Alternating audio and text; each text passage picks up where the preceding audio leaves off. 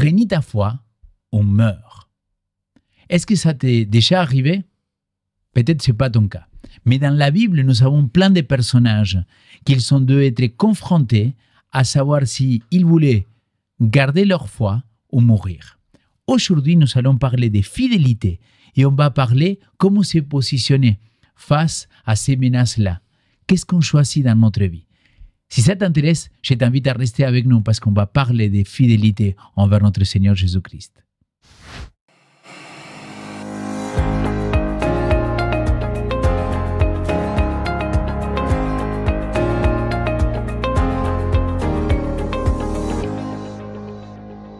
Bienvenue sur 3DS, nous sommes contents de vous accueillir et de pouvoir partager ce temps-là d'étude de la parole avec vous. Aujourd'hui, nous sommes encore sur la leçon de ce trimestre dans laquelle on parle des allusions, images, symboles, comment étudier les prophéties bibliques. Et le thème de cette semaine, la numéro 12, ça parle des précurseurs. Ces personnes-là que peut-être ils ont peu partagé leur foi d'une manière que pour nous aujourd'hui c'est très violent. Mais pour pouvoir partager ces sujets-là, j'ai avec moi Samuel et Roberto. Donc bienvenue et merci de nous accompagner dans ce temps-là de partage. Est-ce que vous voulez dire un mot de présentation? Oui. Roberto Marquez, donc pasteur à Lausanne, Clarens et Sion. Et c'est un plaisir de pouvoir partager ce moment d'étude de la parole avec vous. Merci Roberto. Sam? Alors, Samuel Cunha, pasteur aussi à Lausanne, mais avec un projet qui s'appelle Awake Lausanne. C'est une église centralisée sur le travail avec les jeunes. Merci beaucoup. Merci les amis. Et je vous invite à rentrer en plein sujet. Alors, si être fidèle à Dieu mettait ta vie en danger, qu'est-ce que tu ferais? Je sais, la question, ça part sur un idéal.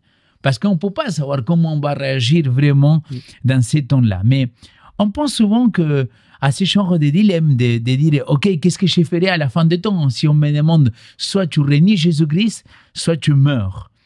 Comment se positionner aujourd'hui dans des choses les plus simples et qui pourront nous motiver pour des décisions beaucoup plus compliquées? Mais moi, j'aimerais bien pouvoir dire « Non, je resterai fidèle jusqu'au bout, peu importe ce qui arrive. » Et la réalité, il faut qu'on soit très humble parce que finalement, on voit que les personnes qui arrivent à vivre ces exemples de foi, ils sont un pourcentage très, très limité de tous les croyants. Et j'avoue aussi que dans ma réflexion à propos de ce thème, il y a un ouvrage qui m'a beaucoup aidé, donc un ouvrage pas du tout religieux du terme classique. Ça a été même transformé en un livre. En français, il s'appelle « Silence ». Donc, c'était un film de Martin Scorsese en 2016. Mais j'ai eu l'occasion de lire le livre qui a donné ce film.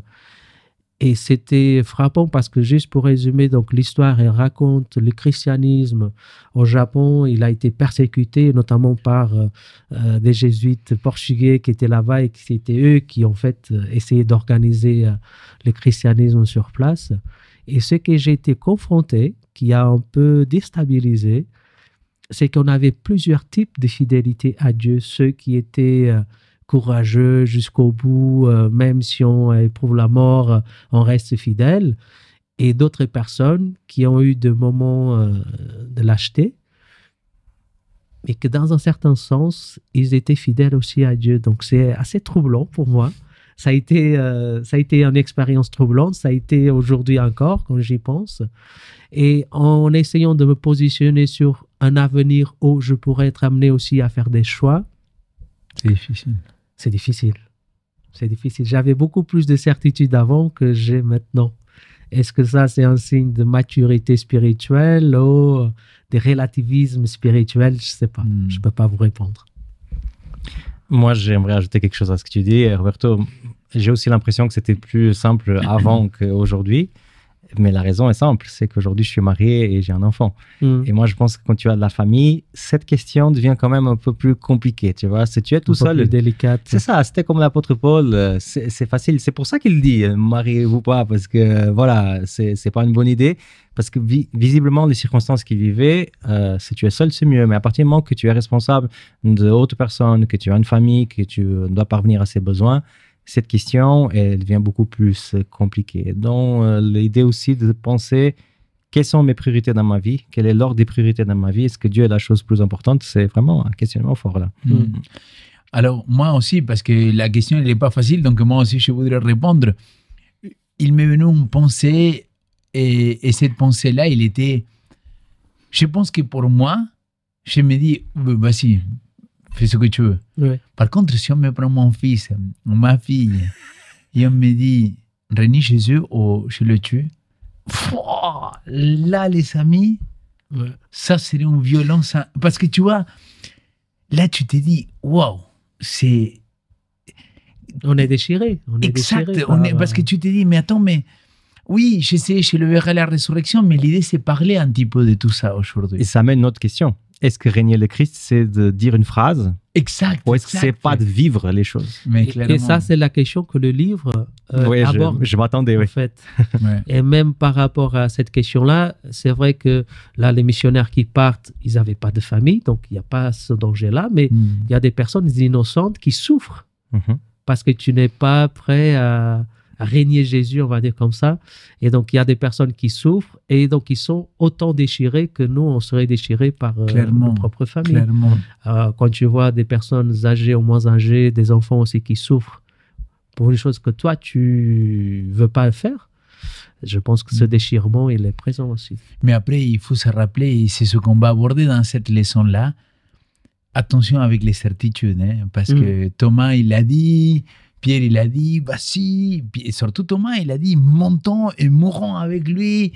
Et donc, on parle souvent que Pierre, il va le renier, mais on oublie que quand il arrive, il coupe l'oreille des soldats, tu vois, il était prêt à aller jusqu'au bout, là. C'est après, tu vois, attends, Jésus, tu ne bouges pas, et là, maintenant, tu me demandes de ne pas te renier, quoi. Et il peut avoir beaucoup de son jeu, mais on va parler justement dans cette leçon-là des précurseurs, de ces gens-là qu'ils sont deux, faire face à la mort ou renier sa foi. Alors, pour ouvrir la parole, je vous invite peut-être de faire une prière pour demander au Saint-Esprit qu'il nous guide, nous, mais aussi à tous ceux qui nous écoutent de l'autre côté. Père éternel, nous voulons te demander, t'inviter que tu puisses être, grâce à la technologie, avec nous, mais aussi avec toutes les personnes qui vont nous suivre de l'autre côté. Que ton Saint-Esprit puisse nous guider et nous inspirer dans l'étude de ta parole. C'est ma prière au nom de Jésus-Christ. Amen. Alors, juste pour introduire un petit peu ce qu'on a étudié dans cette leçon-là, on parle des 12 épisodes. Donc, le premier épisode sur lequel on parle, ça va être les 3 jeunes hébreux, et je pense qu'il y a pas mal de choses à pouvoir échanger et discuter. Et le 12e sujet, ça va être l'Église primitive sur la persécution, donc Actes chapitre 12. Alors, ces deux récits, ils font écho aux avertissements qu'il y a en Apocalypse chapitre 13, où la loyauté envers Dieu sera mise à l'épreuve en échelle mondiale. Donc là, on ne parle pas simplement d'un fait isolé, mais quand on relit Apocalypse chapitre 13, on pourrait penser qu'il y a un événement qui sera beaucoup plus grand. Et nous, on croit, en tout cas, les pionniers de l'Église adventiste, ils croyaient que le sabbat, il allait jouer un rôle capital par rapport à notre foi et par rapport à notre fidélité envers Dieu. Alors, ma deuxième question, il va aller un petit peu dans ce qu'il dit 2 Timothée, chapitre 1, verset 7. Et je vous invite à le lire. C'était un des textes qui nous a été proposé selon la version de Darby. Car Dieu ne nous a pas donné un esprit de crainte, mais de puissance, d'amour et de conseil. 2 Timothée, chapitre 1, verset 7. Face à les tensions sociales et spirituelles, comment on peut se libérer de la peur de garder notre foi à ces moments-là, de se présenter devant ces personnes-là que quand même la pression sociale elle fait un effet énorme. Alors, que faire lorsque la peur ou la pression sociale menace notre fidélité envers Dieu? Alors, moi, je te répondrai à ça avec une des doctrines adventistes que j'apprécie le plus et qui est propre à l'Église adventiste et qu'on devrait être fier de l'avoir, c'est la doctrine du grand conflit. Alors, nous, en tant qu'adventistes, on croit qu'au-delà de tout ce qu'on voit dans cette salle, dans ce qu'on voit dans le monde, il y a quelque chose dans l'invisible. Et dans cette chose dans l'invisible, il y a des forces, les lumières, les forces des ténèbres, et ces deux forces sont en guerre. Et beaucoup de choses qui se passent dans notre vie, dans la société, dans l'histoire du monde, c'est justement le reflet de cette lutte. Alors, souvent, la Bible, pour parler d'un camp et de l'autre, emploie l'expression « un esprit de quelque chose ». Okay? Un esprit de quelque chose positif, quelque chose qui est du côté de Dieu, un esprit de quelque chose de négatif, quelque chose qui est du côté de Satan. Dans le verset que tu as lu, il y a même un exemple de ça, même plusieurs exemples. Donc, tu as l'esprit de crainte, typiquement, un sentiment qui vient du côté de Satan, et tu as l'esprit de puissance, esprit d'amour, esprit de conseil. La Bible multiplie ça à 1000. Donc, des côtés de Satan, tu as l'esprit de jalousie, tu as l'esprit de rébellion. Et dans le côté de Dieu, il y a par exemple, dans le livre Daniel, on dit qu'il avait un esprit d'excellence. Donc, on voit que souvent, on explique ce qui apparaît dans le monde visible, qui vient du monde invisible, comme étant un esprit de quelque chose. Alors là, on parle d'un esprit de peur, et c'est très important de faire une distinction. Parce que la peur, la tristesse, la culpabilité peut être à la fois quelque chose de positif et négatif. Alors, je m'explique. C'est la peur qui fait que je ne me jette pas d'une fenêtre. Okay? C'est la peur qui fait que je ne touche pas au feu. Donc, il y a une fonction positive là-dedans. La culpabilité, comme disait bien Paul Tournier, c'est ce qui me fait aussi de reconnaître que je ne suis pas dans le bon chemin et d'aller dans un autre chemin. Donc, la repentance vient de là. La tristesse aussi, ça permet de faire une remise en question. D'ailleurs, il y a un texte qui explique ça parfaitement, que j'aime beaucoup, qui se trouve en 2 Corinthiens 7, verset 10. Il dit comme ça: « En effet, la tristesse selon Dieu produit un changement radical qui mène au salut et qu'on ne regrette pas, tandis que la tristesse du monde produit la mort. » Donc, on fait carrément la distinction entre les deux choses. Cependant, le verset que tu as cité ne parle pas d'une chose positive quand il parle de peur. Il parle de quelque chose de négatif, quelque chose qui s'incruste dans notre vie et qui ne nous laisse pas avancer. Cette peur qui nous est des fois imposée par la société, imposée par des personnes.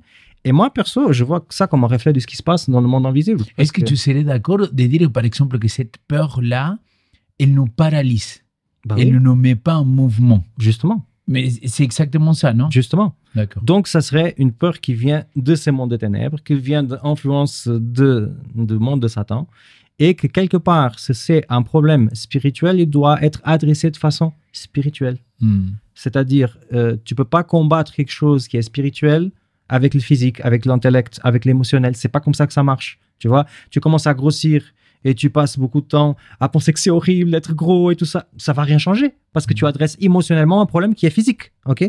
Au niveau spirituel, c'est exactement la même chose. Donc, si une personne est paralysée par la peur, si une personne a vraiment ça et qui a l'impression que ça prend toute une place, alors il doit adresser ça spirituellement, c'est-à-dire parler avec Dieu en prière et dire à haute voix. De plus en plus, je crois à l'idée de dire des choses à haute voix, se dire, Seigneur, cette peur, je veux pas qu'elle appartienne à ma vie. Moi, je veux que ta paix vienne dans ma vie. Amen. Et de dire ça, et moi, je pense que si tu adresses le problème de façon spirituelle, tu trouveras une solution pour ça. Amen. En tout cas, je le crois profondément. Je peux ajouter un truc, Robert, juste avant de te donner la parole. Je ne sais pas si je te l'avais partagé ou pas, mais il m'est arrivé à un moment, j'étais en train de faire justement un temps d'études, de partage avec quelqu'un qui souffrait beaucoup avec ça. Elle me disait, mais pourquoi je dois le dire à haute voix? J'ai dit simple. Imaginons qu'il y a quelqu'un, qu'il y a un voleur qui rentre dans ta maison, dans ta chambre, tu vois. Si toi, dans ta tête, tu dis, voleur, sors d'ici ou j'appelle la police, le voleur, il ne va pas sortir parce qu'il ne t'a pas entendu. Alors, par rapport à ce monde spirituel, je crois que c'est pour ça qu'on doit se positionner. Je dois le prononcer à haute voix parce que le seul qui peut rentrer dans ta tête, le seul qui est omniscient, comme nous le prêchons, c'est Dieu. Satan, les démons et ce monde spirituel des ténèbres, il ne peut pas rentrer à l'intérieur de ta tête. Et donc, de là l'importance pour moi de dire, au nom de Jésus, sors de là. Oh, sors de là parce que j'appelle Jésus. Tu vois, et ça te donne quelque part ce que d'autres chrétiens ils vont appeler cette autorité qui nous a été donnée, comme Matthieu et Marc, ils vont nous le rappeler après la mort de Jésus-Christ. Toute autorité m'a été donnée dans le ciel comme sur la terre. Et je pense que ce que tu dis, c'est très fort par rapport à ça. En tout cas, merci beaucoup. Merci Sam de l'avoir abordé comme ça, cette question-là. Roberto? Mais moi, je pense aussi que, moi j'ai un avis légèrement différent, c'est que finalement, nous aussi, on doit avoir une pression sociale positive. Je pense que dans la Bible, on a suffisamment de textes qui nous parlent d'encourager les uns les autres, exhorter les uns les autres. Donc, je pense qu'une des manières que la Bible nous présente aussi pour combattre cette pression sociale négative, c'est en tant que communauté, en tant qu'Église, de proposer aussi une pression sociale qui va équilibrer celle que parfois est néfaste à chacun d'entre nous.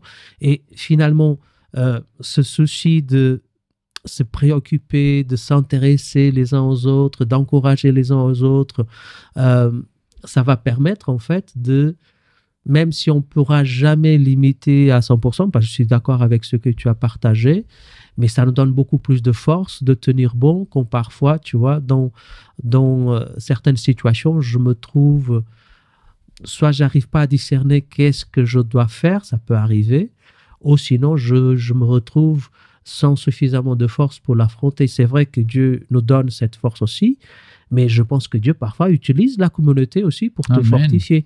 Ouais. Et donc je pense qu'un moyen clair, et voilà, je pense qu'aujourd'hui notre foi est trop individualiste aussi, mais je pense que dans la parole de Dieu, il est bien renforcé cet aspect de combattre une pression sociale négative de la société avec notre propre influence sociale, peut-être pression, c'est pas le bon mot, d'encourager les uns les autres, de se fortifier les uns les autres, parce que personne n'est une île, et si on essaie de tout vaincre tout seul, on n'ira pas loin. Excellent, oui, c'est vrai que ce sont deux choses que... C'est un bon angle. Oui, c'est une autre perspective qui est de dire, OK, la pression sociale, ça peut être dans un sens, mais ça peut être aussi dans le bon côté des choses.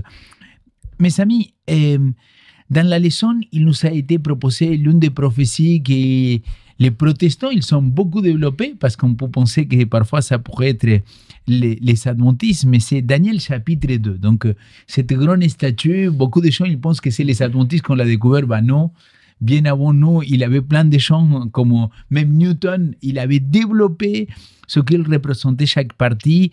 Donc, le roi Nabucodonosor va voir cette statue en rêve et Daniel il vient le révéler. Il dit, bah voilà, Dieu, le Dieu du ciel, il va te montrer ce qu'il va arriver dans la suite des temps. Et vous vous rappelez bien, il a la tête qui est en or, après il y a le torse qui est en argent, les cuisses qui vont être en bronze, ensuite les jambes en fer. Et les pieds mélangent donc les orteils et les pieds entre le fer et l'argile. Et évidemment, on a étudié un petit peu cette prophétie de Daniel chapitre 2. Il dit, bah, c'est la suite de temps qu'il va se passer et comment il y a un royaume qui va succéder l'autre.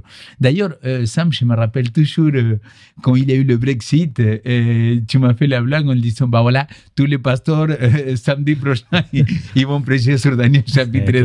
J'avais beaucoup rigolé à l'époque et je me rappelais quand j'ai préparé les notes, j'ai dit, comme la blague de Sam, on va tous prêcher parce qu'il n'y aura pas une unité jusqu'à la fin du monde de cet royaume à nouveau, quoi, parce qu'il va être le royaume divisé. Alors, dans toute cette histoire-là, je voudrais qu'on puisse aborder pourquoi l'approche prophétique de Daniel 2, elle est quelque chose de très encourageant en nous en tant que chrétiens, et pourquoi, malheureusement, je voudrais dire, on s'arrête toujours qu'au pied divisé et on ne prend pas la dernière partie, que pour moi, c'est la partie la plus encourageante. La plus encourageante et la plus importante, je pense. Même dans la vision, on voit qu'il y a un crescendo et finalement, cette pierre devient un royaume qui englobe toute la planète. Donc finalement, en tout cas pour moi, c'est très encourageant. Mais il y a un aspect que pour moi, je retire encore pour moi, c'est que quand je constate le monde autour de moi, et si j'enlève en fait ce Dieu qui est au-dessus de tout, qui contrôle tout, qui finalement un jour va faire justice pour toute personne, pour toute victime, si on enlève tout ça de ma vie, de mes valeurs, de manière comme je m'aperçois du monde, mais on est presque obligé de retomber dans une sorte de darwinisme social dans lequel le plus fort il gagne. Bah oui. Et voilà, hein. C'est la puissance qui gagne, c'est la puissance qui a la valeur principale. Et je pense que c'est presque... On ne peut pas penser autrement. S'il n'y a pas ce Dieu qui est capable vraiment de maîtriser la situation, qui est capable vraiment de rendre justice à tous ceux qui attendent cette justice, mais on se dit, mais pourquoi ? Pourquoi faire attention aux autres? Pourquoi se soucier des autres? Pourquoi les valeurs comme l'honnêteté ou la compassion? Mais pourquoi? Pourquoi faire tout ça? Donc, finalement, le fait de voir que malgré que la situation est... Je rappelle que dans les prophéties de Daniel, tous ces puissances, tous ces empires, c'est pas des bons exemples, c'est pas des belles choses qu'ils font. Exact. Si on n'a pas un espoir que finalement un jour ça va terminer, qu'il y a un Dieu qui domine et qui pourra avoir le dernier mot par rapport à toute cette situation, c'est inévitable qu'on retombe dans un hédonisme, nihilisme, voilà. C'est là, c'est maintenant. Il faut qu'on fasse ce qu'on a envie de faire parce qu'après, il n'y a plus rien. Donc pour moi, c'est très réconfortant dans ce sens que notre vie a un sens, que finalement ce monde a un sens, que notre Dieu donne du sens à tout ça. Amen. Moi, j'ajouterais un truc un peu cliché dans ce cas, mais qui pour moi c'est assez important. Je pense que j'ai déjà raconté à 3DS, mais le public se renouvelle, donc je raconte à nouveau. Quand j'étais pasteur à l'église de Neuchâtel, je donnais des études bibliques à quelqu'un une fois qui était très intéressé par les prophéties. Donc vraiment, il venait de l'extérieur, pas chrétien nécessairement, mais il se disait les prophéties bibliques, ça doit être important, j'aimerais étudier ça. Et il m'a dit, pas de souci, c'est compliqué, partage-moi un truc vraiment waouh. Et le truc waouh pour moi dans la Bible, c'est Daniel 9. Je ne sais pas pour vous, mais avec les dates qui tombent parfaitement, pour moi, c'est assez factuel ce truc. Donc je l'ai présenté, il était à fond pendant tout le truc. Et après, à la fin, j'ai dit, bon, et alors, qu'est-ce que ça fait? Wow ou pas? Qu'est-ce que ça fait chez toi? Et lui, non, c'était vraiment intéressant. Donc, tu crois que ça disait déjà avant que Jésus allait venir? Et oui, je crois. Ok, et maintenant, on continue les études? Non. Elle m'a dit, non, tout ce que tu dis, c'est très vrai, mais je ne crois pas. Et cette phrase a marqué ma vie. Toutes les choses que tu dis, c'est très vrai, mais je ne crois pas. Ça veut dire que même la prophétie plus factuelle de la Bible ne peut pas générer une relation avec Jésus-Christ. C'est-à-dire les faits, la logique ne génère pas une relation avec Jésus-Christ. Et quelque part aussi, cette idée de la pierre qui vient à la fin, qui est une personne, en fait. La pierre, c'est aussi un symbole du Christ. C'est de dire que, en fait, la vraie vie, c'est quand tu as cette personne. C'est pas quand tu as toutes les connaissances, toutes les choses, tout l'argent, tout ce que tu aimerais avoir.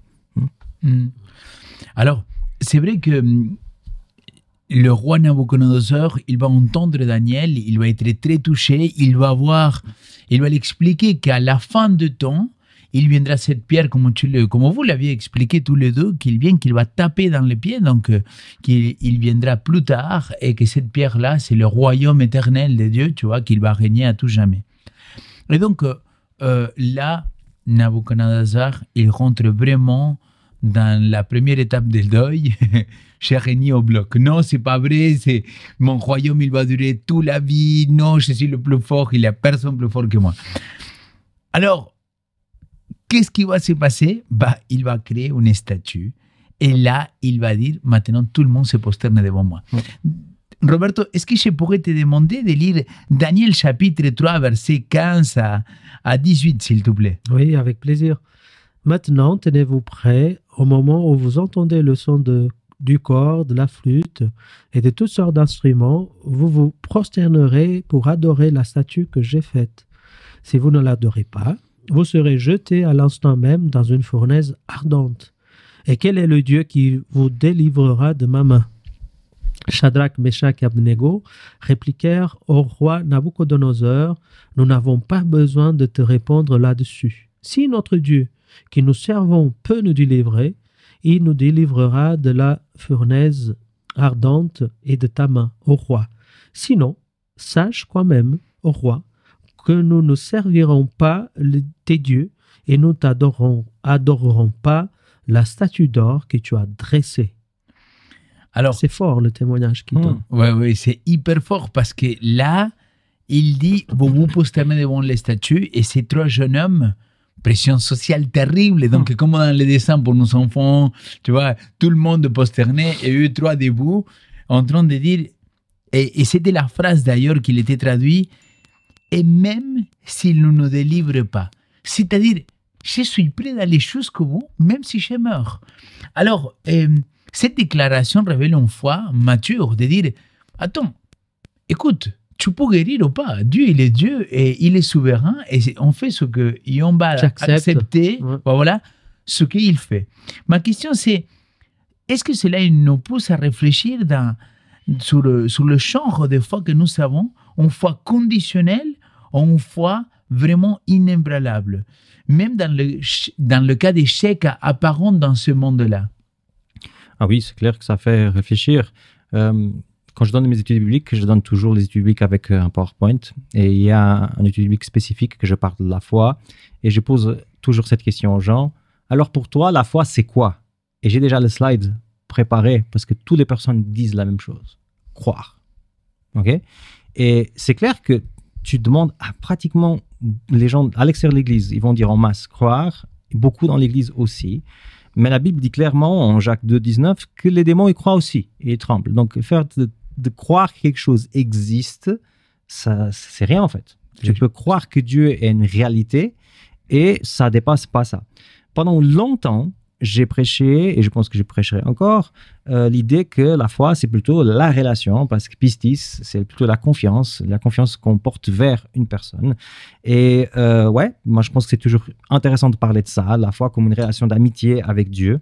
Cependant, les relations, ils ont aussi une limite comme image pour parler de la foi.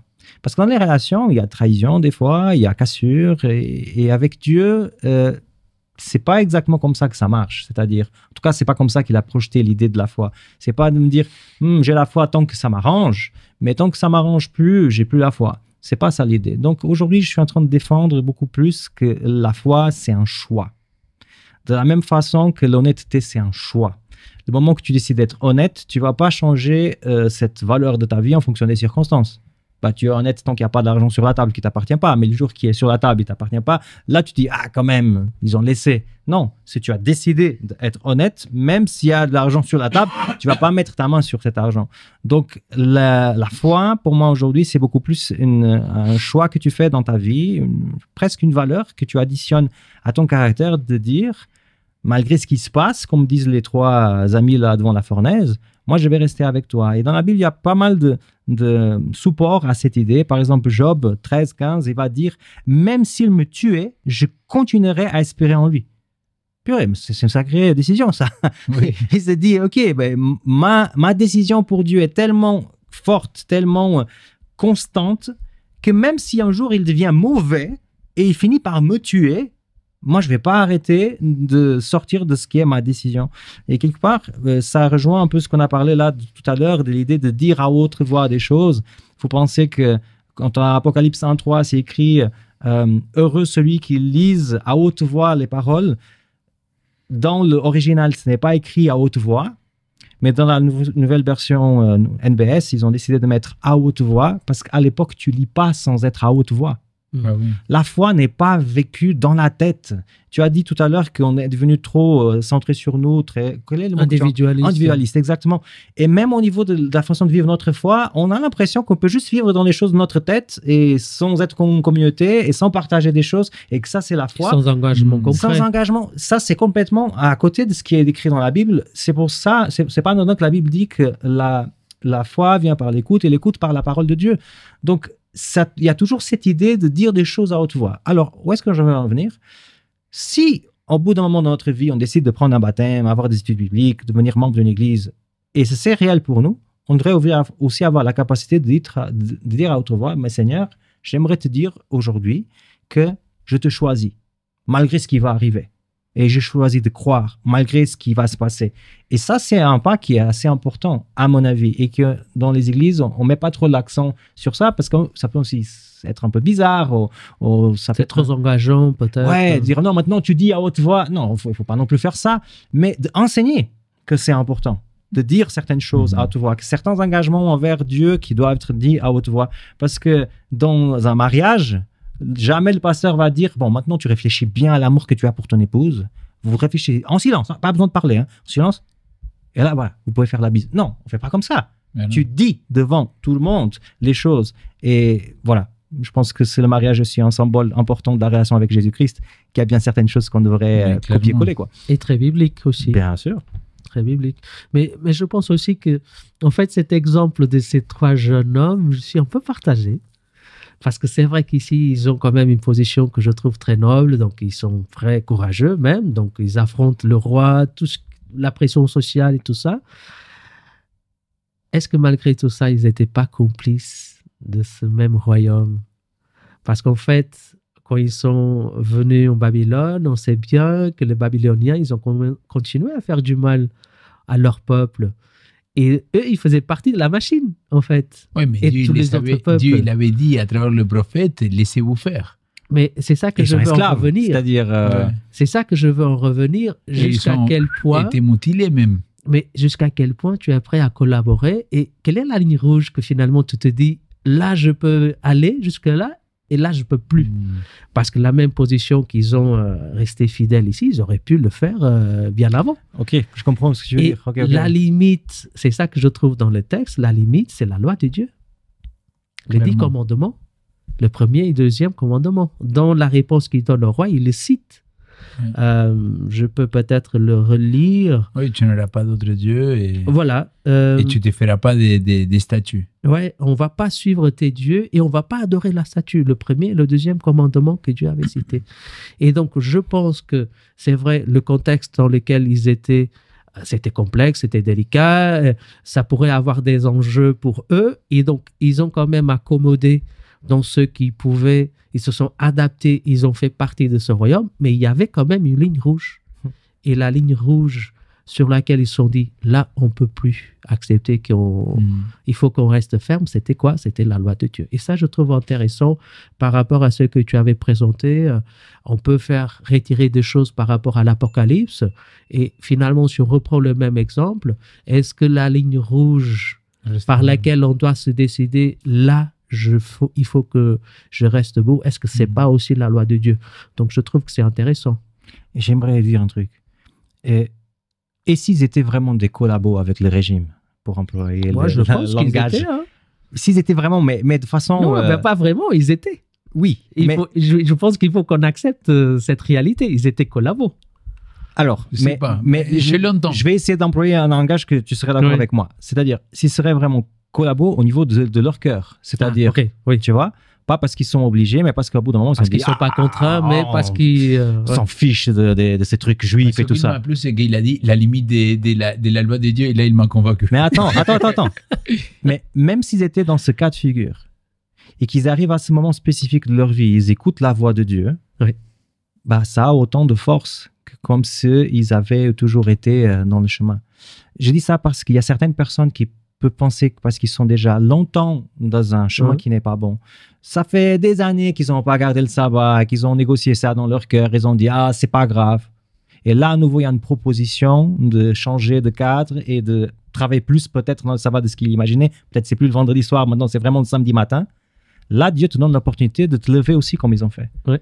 Parce que c'est pas parce que auparavant tu n'as pas été dans le bon que maintenant tu peux plus choisir. Oui, c'est une manière de... Et que cette façon de... que tu n'étais pas honnête avant ou que tu n'étais pas dans la loi exactement, c'est pas parce que tu as vécu ça dans le passé qu'aujourd'hui tu peux pas changer. Tu vois, c'est ça que j'aimerais quand même dire. Je pense que tu as raison, même si après dans ce contexte spécifique, comme Léo vient de le signaler aussi tout à l'heure, c'est qu'ils avaient reçu un message par Jérémie en lui disant, mais il faut collaborer avec ces gens. Donc, cette notion de collaborateur, j'ai pas de tout un préjugé négatif, notamment par rapport à cette histoire. C'était en fait le commandement que Dieu, Daniel aussi, c'était le commandement qu'ils avaient reçu. Et c'est là que finalement, même sans avoir, en tout cas dans le texte, c'est pas présenté, sans avoir un message qui les présentait clairement, ok, tu collabores, mais juste là, jusqu'à là, mais en fait, ils avaient tellement intégré déjà dans leur vie qu'ils se sont dit, mais là, clairement, c'est une ligne rouge. Il y a des choses que je pourrais accepter. Mais il y a des choses que je ne peux pas collaborer, ni accepter, ni mais tu vois, acculturer. Je voudrais ajouter à quelque chose qui va dans le sens des deux réponses et après on rentrera dans notre dernière question. Tu as parlé des pististes, pistéo, donc ces mots-là pour identifier la foi. Mais comme vous le savez très bien, c'est aussi la fidélité. On pourrait le traduire par fidélité. Et moi, parce que tu as parlé justement en quoi j'ai choisi aujourd'hui d'être fidèle à Dieu ou pas. Et souvent, on pense à des grandes choses, tu vois. Et pour moi, je me rends compte que, en tout cas, ces dernières années, c'est un de mes textes préférés. Donc, ô serviteur fidèle, Parce que tu as été fidèle dans des petites affaires, je te mettrai sur de grandes choses. Et pour moi, la fidélité envers Dieu, et je ramène à nouveau cette décision de couple, c'est dans les petits choix de tous les jours. Si je veux être fidèle dans des grandes choses, mais je ne suis pas capable d'être fidèle dans des petites affaires, je me dis, comment tu pourras être fidèle quand tu vas être confronté à des choses plus grandes? Exemple bête. Vous deux, vous venez de Portugal, moi je viens de l'Argentine. Vous deux, vous avez grandi dans l'église. Moi, je n'ai pas grandi dans l'église, mais je suis arrivé après. Mais c'est sûr et certain que pour les jeunes universitaires, on a tous entendu, pas une, mais des dizaines de témoignages sur « Non, j'ai choisi de ne pas faire l'examen au sabbat, même si je dois rater mon année scolaire. » Ici, c'est une autre réalité. Je ne juge pas, je ne compare pas. Je dis tout simplement que ici, j'ai entendu beaucoup moins de témoignages, par exemple, par rapport au sabbat.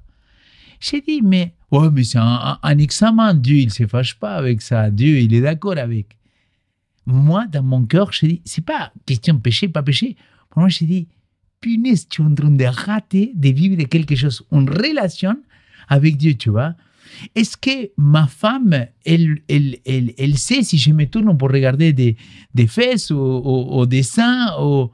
Tu vois, la parole, il dit que quand j'ai regardé... C'est la première fois qu'on dit fesses et seins à 3DS ou... Je ne sais pas, mais désolé. Tu as inauguré ça. Vraiment, je le fais avec beaucoup de respect, mais dire, Jésus, il a dit, à partir du moment que tu regardes une femme ou un homme pour le convoiter, bah, là, tu as déjà péché. Adultère, ouais. Et donc, je me dis, est-ce que la fidélité, il passe pas parfois par des choses beaucoup plus simples dans notre vie? Et c'est pour ça que j'étais très touché par rapport à ce que tu as dit. Mais quelle est la limite? Bah, pour moi, les limites, c'est le commandement de Dieu.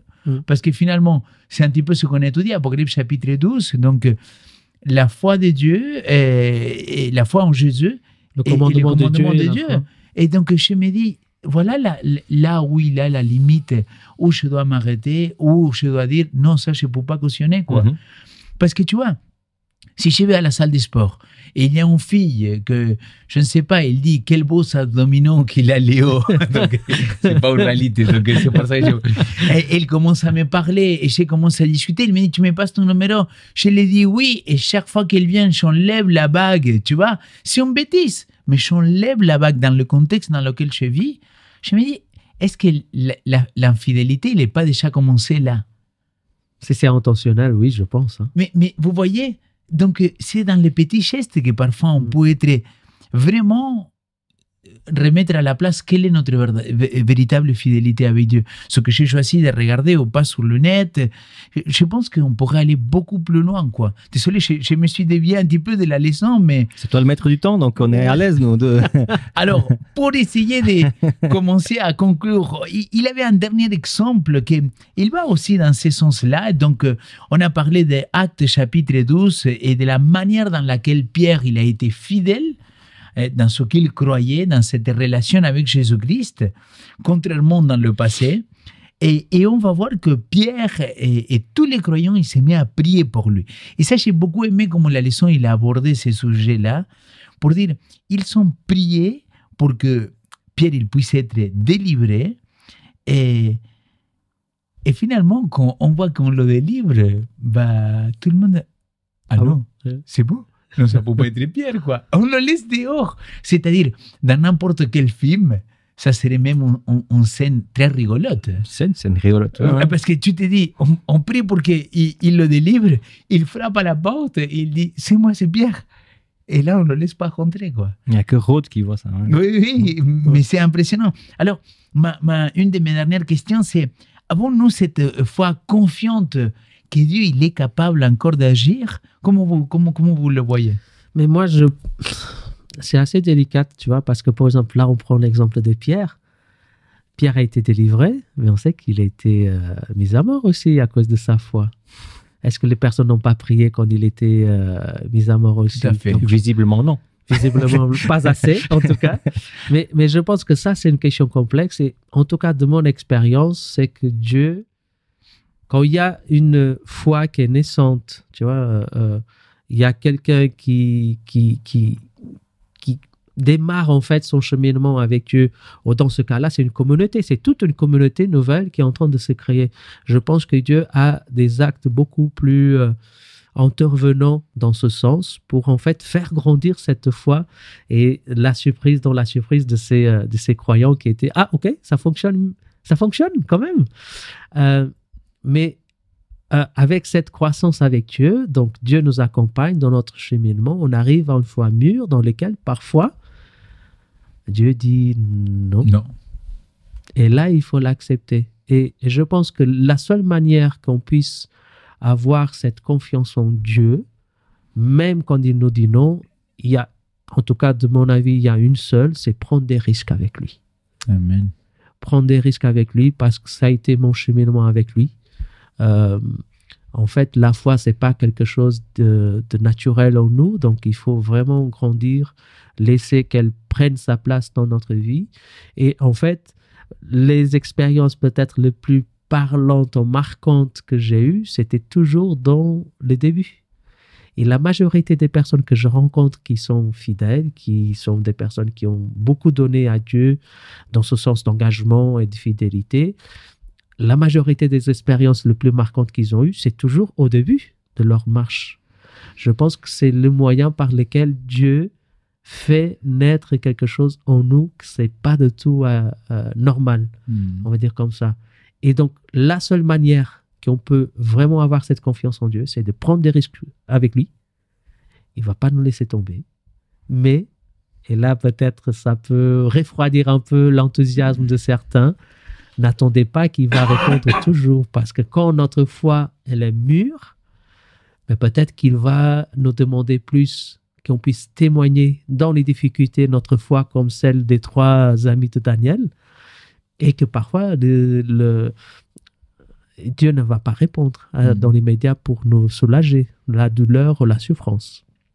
Et ça exige vraiment de la fidélité de cette décision. Non, j'ai pris un engagement avec Dieu. Seigneur, que tu m'utilises, mon témoignage, ma paix, mon engagement, ma fidélité dans ce moment-là pour que tu puisses appeler à d'autres à te suivre aussi. C'est bien d'être chrétien quand tout va bien, c'est encore mieux d'être chrétien quand tu vas mal. Amen. Moi, j'ajouterais ma perception du texte. Moi, j'ai pas du tout l'impression qu'ils ont la foi dans le sens de croire que Pierre va être libéré. Le texte montre qu'ils n'ont pas cette croyance, mais ils ont décidé de prier. Oui. Et ça fait penser à ce papa dans l'évangile de Luc, que Jésus lui pose la question et il dit « Je crois, mais aide-moi dans mon manque de foi. » Oui, tout à fait. Donc, quelque part, qu'est-ce qu'il est en train de dire? J'ai décidé de croire, mais je vois toujours pas comment est-ce que tu vas faire ce truc. Et ça c'est hyper encourageant parce que normalement, on pense que la foi s'exprime seulement quand je dis oui, je veux et je crois que ça va se passer. Mais la Bible montre qu'en fait, non, c'est complètement décision, la foi. Tout à fait. Alors, je reviens à Daniel 2, mais pas à Daniel 2 exactement, à la fin du chapitre 1, donc dans Daniel 1, il dit qu'il avait pris tous les 3, plus Daniel, les jeunes Hébreux, la décision dans leur cœur de ne pas se contaminer avec le repas et la nourriture des rois. La décision, il était déjà dans le cœur. Et ça me parle beaucoup ce que vous êtes en train de dire pour dire, voilà, parfois on doit prendre cette décision de croire, on doit prendre cette décision de dire, voilà, j'ai fait le choix, j'ai pris, Seigneur, ça t'appartient. Je ne vais pas te dire comment tu vas faire ton travail, c'est toi que tu es souverain. Et je pense que c'est... On peut suggérer. Oui, tout à fait. On peut suggérer.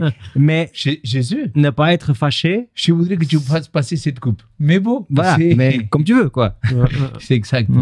Tu sais. Non, mais c'est ça. Ouais. Tu peux suggérer, mais tu dois toujours faire confiance à la souveraineté de Dieu. C'est lui qui décide, c'est lui qui est au contrôle, pas nous. Les amis, on arrive à la fin de cette leçon-là. Sincèrement, c'est un sujet qu'aujourd'hui, j'aurais voulu rester encore une petite heure à discuter facile. Parce que la fidélité, il devrait tellement nous interpeller, pas pour avoir des convictions et dire c'est ça ne peut pas être autrement, mais pour dire Seigneur, j'ai choisi dans les petits actes de me lancer. Alors, quel serait un mot de conclusion pour chacun de vous? Pour moi, c'est qu'on puisse avoir nos décisions spirituelles claires, bien formulées, qu'on garde pas dans une sorte de brouillard nos décisions. Et finalement, on fréquente l'église, on fait même l'étude de l'école du sabbat et tout ça. Mais en gros, on n'a jamais vraiment décidé de certaines choses. On est un peu dans le train et on va voir où est-ce que ce train va nous amener. Non, je pense qu'au bout d'un moment dans notre vie spirituelle, surtout pour les gens comme nous qui sont nés à l'église, il faut se dire, non, maintenant je prends une décision pour ça. Maintenant, je vais rester fidèle à ça. Ça va devenir une valeur pour moi et avancer dans cette direction. Amen. Amen. Mais pour moi, ça serait peut-être une invitation.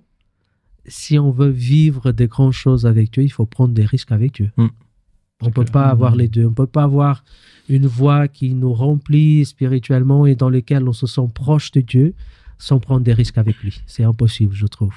Donc, mon invitation, ça serait prenez des risques avec Dieu et vous verrez. Amen. En tout cas, je suis sûr et certain qu'il ne va pas nous décevoir. Non. En tout cas, humainement parlant peut-être, mais divinement, je sais qu'il a raison toujours. En tout cas, merci Roberto, merci Samuel d'avoir été avec moi pour partager. Merci à chacun de vous de nous avoir accompagnés pendant ces quelques minutes pour repasser un petit peu ce que la leçon il nous présente. Je vous dis à très bientôt. Restez fidèles, même dans les petites choses, et on se dit à très bientôt.